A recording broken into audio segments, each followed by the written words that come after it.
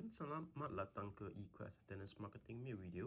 So hari ni saya nak tunjuk macam mana registerkan user, okay, untuk Kadex Fingertec gunakan card. Sangat simple saja. First, you kena tekan menu, okay, masuk. So user manage, tekan OK. Lepas tu pergi nombor 1 enroll user. Okay, enroll user dia boleh register enroll password ataupun enroll kedua-dua. So saya ajar macam mana enroll ID dan kad dulu untuk video ini. Nanti saya akan buat video kedua, ketiga lah, tak tercampur untuk senangkan you punya reference. Okay, so tekan OK.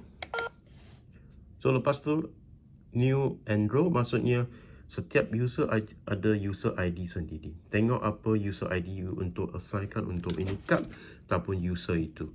So pastikan user ID tak boleh duplicate lah.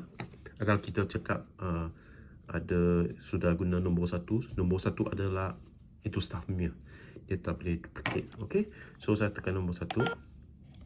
Lepas tu tekan OK. Flash your card on the machine. Okay, dia akan keluar macam ini. You hanya scan.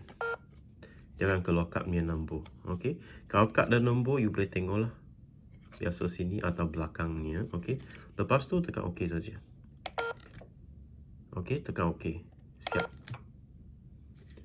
Untuk continue kedua, example ini sudah siap. Kalau continue kedua tekan OK. Kalau tak ada tekan escape. Sudah siap. Okay, escape.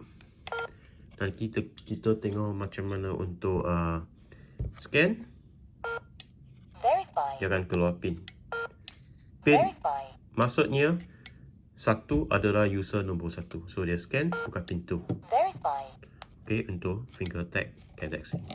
So ada rasa suka video ini? Jangan lupa subscribekan Equest Attendance channel ini dan bagi satu like. Dan kalau you nak berikan sokongan, boleh klik description kat bawah. Kita ada link untuk you klik lah. So itu saja. Kalau jangan lupa bagi satu like dan terima kasih menonton.